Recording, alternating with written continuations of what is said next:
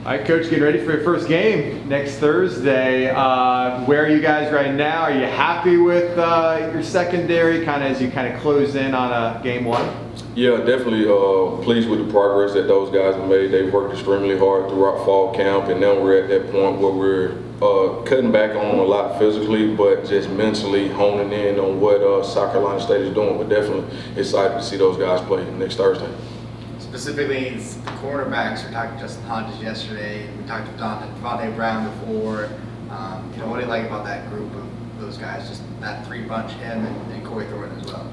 The biggest thing with them guys, man, is that they're all close off the field, and so the competition is healthy competition, and that's really the right room. We tell those guys, hey, today is a new day. What you did yesterday, what you did last year, don't matter. We got to come to work every day, and that's something that we did not necessarily have last year in a depth standpoint, but this year having depth and having those guys compete with each other has been awesome. But their relationships off the field is the thing that I like most because it's all healthy competition. In what ways do you think you've seen them improve over the course of the camp? The biggest thing is mentally. All those guys are talented physically, that's why they're here. And our biggest thing with those guys, especially because they all have aspirations of playing on the next level, and so it's learning to play the game neck up, and when you play the game neck up, you save some of yourself physically. You know what I'm saying? Not saying that you're not going hard, but you see the splits, you see the formation, and now you know what to expect. And I think from that standpoint, those guys have grown a lot. You said next level guys. You see guys that you think are going to play Sundays. I think they all have the ability to, and they all have the aspiration. But what happens then is going to be those guys that coach and evaluate those guys to play on Sunday. Brandon Adams jumped in last season as a true freshman, played a lot. I think you kind of described the three guys at corners. You have three starters. You feel really comfortable with the group. What have you seen from Brandon going into year two? Have you seen him take another step forward? The biggest thing with Brandon is confidence. Last year, obviously in high school, he was a high school quarterback. And so coming in last year, he had trained at DB, but he's not necessarily played all the different coverages, all the different techniques. And so with him having that year on his belt, he grew in the spring, and then this fall camp, he's been way more confident in his assignment, and it's shown in his play. You see the vocal guy, he kind of said that, I know Devontae's a little quiet. He said he's trying to be more of that vocal kind of leader, the guy that gets the guy hyped up and stuff. Yeah, that's definitely him. It's in his DNA to be vocal, but then also he was a quarterback, so he's used to being in charge, but it's just in him to be that dog, as he would say. I'm sure he told you that when he was in here. He said that, he did.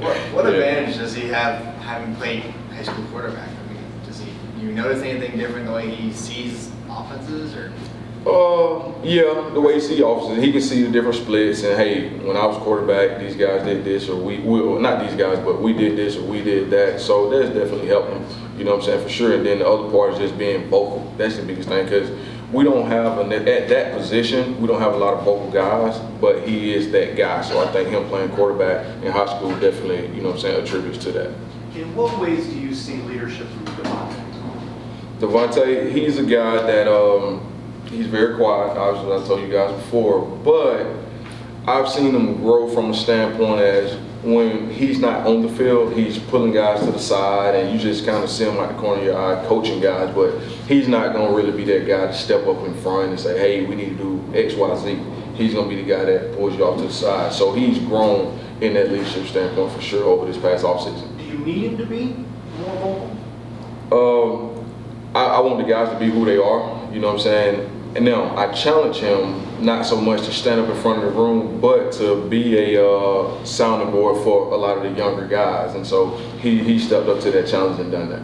What's the thing that impresses you most about Devontae and his game and just where he is right now as a football player? His poise. His poise is like none I've seen before, and a lot of times we talk about poise, just not panic, and that's something that he does very well, and I think that helps him to be the player that he is. And Corey Thornton, just where you see him right now, this will be his third year in the program. He started a lot of games since he was a true freshman. What do you like now about where he is as a player? His confidence, coming in, learning a new defense as a freshman, playing a lot as a freshman, and then we came in last year, him learning a new defense, but this being year two in the same defense, I've seen his confidence grow as well and knowing exactly what he's supposed to do. Because last year we trying to get him to figure out, hey, what to do at corner, but now he's like, hey, coach, hey, let me get some reps here, let me get some reps there at these different positions, and so I know that he's very comfortable in where he's at right now. Kobe Perry is the guy you guys brought in. how has he kind of progressed and fit in as fall camp? Coach done a good job, and in that safety room, we got a lot of guys that's competing. And like we tell them all the time, what you did last year don't necessarily equate to what's going to happen this year. So it's an everyday deal, and it's constantly, he's rolled with the gold, he's rolled with the black, he's rolled with the white, just like all of the other guys. So it's just really a competition, and we're looking forward to seeing what he do, against South Carolina State. What don't you know about your group as you get ready for that first game?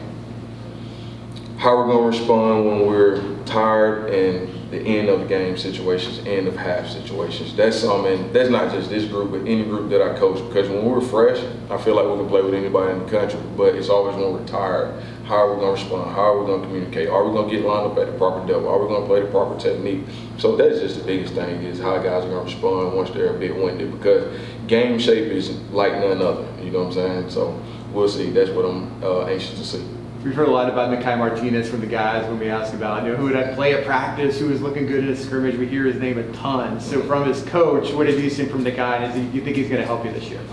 As Coach Malzahn would say, Nikai's a football player, and he's a guy that's physical. He's a guy that's smart. He knows what leverage to play, what tempo to play at. So I'm definitely excited to see him in a game situation, because it's one thing to go out and practice, but to be in a game situation, you're in the stadium, the lights are on, cameras are on, all the fans out there, how he's going to respond. But I think he is going to do a good job. We've heard he's a versatile player. Is he a guy that maybe you can envision being a utility, almost can move around, corners, slide? Is he a guy that maybe has the potential to do something like that? Yes, and we've moved him around quite a bit. Even going back to the spring, he's actually played all 5 positions. But he's a guy, during the fall camp, we've honed in on playing that nickel spot to take something off of him mentally. But he's a football player, and he's a very smart player, and he can retain information. So looking for him to do big things for us this season and moving forward. We talked to T. Will and Justin Hodges yesterday. What growth have you seen from Justin? The biggest thing with Justin is, I would say, off the field. You know what I'm saying? Him just maturing more. And I tell guys all the time, if you can hone in on your off the field life, your on the field will take care of itself. And I think he's really, instead of being a roller coaster, he's got more level out. And so that's what I'm most proud about Justin. How did John Rice Plumlee challenge your group during camp? He's a dual threat. And so you got to be able to cover the deep ball, you got to be able to cover the intermediate routes, but also you got to be able to tackle, because he's a guy that he may make a D lineman miss, he may make a linebacker miss, and we got to be able to tackle him in the open field. And now we did not go live, but we're always on the guys about owning the hip and not crossing over. And so it's been times during fall camp that our guys have done that, and we've been on them about it. But the biggest thing with John Rice is that he's a dual threat, and you got to cover 110 yards and 53 and a third inches of the field. Who won those battles more often than not, John Rice or your secondary? Hopefully he win all the battles against South Carolina State, and we'll be fine. T. Will said yesterday, you guys feel like you hit on all the defensive freshmen. All those guys were looking good, whether they play a big role right away or not. He feels like all have a great future. The Henderson Twins, are you working with Jakari? Is he the corner that you're working with? I know maybe one's a safety, one's a corner. Is that right? Or? Yeah, so Jakari is the corner, okay. Damari is the safety. And really how we do in the secondary, on the defensive backs, by title, Gibbs is the secondary, but we coach all 5 of them. Okay. And it's at practice, we alternate when we're in Indy. Some days he had a corner, some days I have the safeties and nights, and we go from there. When we're in the meeting, we coach all 5 guys, and when we're in team settings, I'm on the right side, he's on the left side, so we're coaching them all. So you coach all the guys. So how the Henderson Twins looked? What have they been doing early on? They both been good. Damari, he has the more challenging spot with him playing our boundary safety spot. He has to make a lot of calls, and he stepped up to the challenge. Obviously, Jakari, he's a heck of an athlete, but playing corner for us, that's easy mentally. It's more physically taxing on you, but we're definitely proud of both of those guys. Justin talked a good bit about improving his football IQ. Do you see that in him and as well the other guys, their knowledge of the game? Yes, I have. And going back to Justin, with him being more level off the field, that's helped on the field, and now he's asking questions that he had not asked in the past from a coach. Well, if they line up like this, or if I get this split, this particular formation, and then just understanding fully what his responsibilities are. And he's a guy that have played a couple positions as well during fall camp, so he's definitely grown in that aspect. As a coach, what do you like about that when one of your players is asking you those sorts of questions?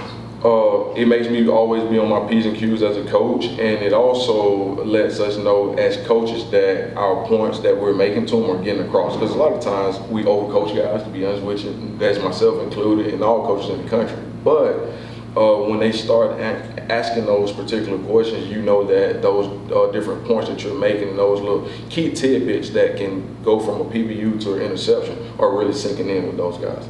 You're a South Carolina guy, got a lot of roots in the state, played at South Carolina, coached at Furman, Coastal. So you just playing South Carolina State. Are there some ties? Do you know Coach Pugh and some of the members of his staff? So Coach Pugh, I don't know him personally, but playing at South Carolina, he coached there, I believe, right before he got the head coaching job at South Carolina State. So I know a lot of guys that played for him. So they always talk very, very highly of him as a person and also as a coach. But the OC there and the offensive line coach both played at South Carolina. They're both a little older than me, but I know both of those guys pretty well. What can you tell us about their offense that could challenge the defense? They like to throw the deep ball. They like to throw the deep ball, and it's something that we always harping on our guys. We got to eliminate big plays, and we were pretty solid at last year, and we're looking forward to doing it this year. But the first game is definitely going to be a challenge for us. That's a real emphasis, though, for the guys. So I hear them mention it a lot, how you got to keep the lid on the coverage. That's a real emphasis and it's a source of pride for you guys, right? Yes, it is, and the biggest thing is eliminating big plays. And what we tell guys, you eliminate big plays by not giving up the deep ball. And 9 times out of 10, if you give up the deep ball, it's because you busted the coverage. So it goes back to communication. Now, if a guy just beat you one-on-one, hey, let's line up and play the next snap. But eliminating the deep ball is something we talk about, playing good defense and then tackling in space. So that's something that we harp on with the guys all the time. That's probably why they saying it when they're in here for sure.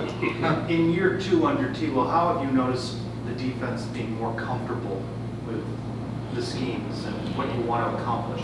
I've noticed them being more comfortable because we're all communicating. And one thing we harp on all about is communicating, but we harp on communicating in the DB room, communicating in the linebacker room, communicating up front. But what we've seen this fall camp is that we're communicating on all 3 levels. And so I feel like they come from a comfort level, guys knowing exactly, how T-Will's going to call a game, what he's like, what's his mentality, and then just being comfortable within the scheme as well. And having a year in the system, do you think that can make you better now in the second year?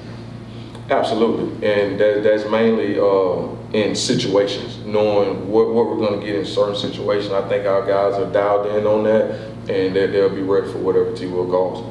When we talked to Justin Hodges yesterday, he kind of smiled and said he dreams about the season. He can't sleep, and it's that time period right now. What about you as a coach? I know you got to put in the work. You feel like you got a lot of stuff to do before game 1, but how do you feel this time of year? Do you start to get, restless and antsy, excited? What's kind of going through your mind right now? It's more antsy and excited, and the biggest thing is those guys have worked so hard, so I'm mainly excited to see those guys play and see the product that we put on the field with those guys. And also, these first games is also crazy because you have so much time to prepare for them. It's like, when are we going to play? So definitely excited for that, man. That's great. Good stuff. Appreciate it. Thanks, Coach. Yep. Enjoyed it.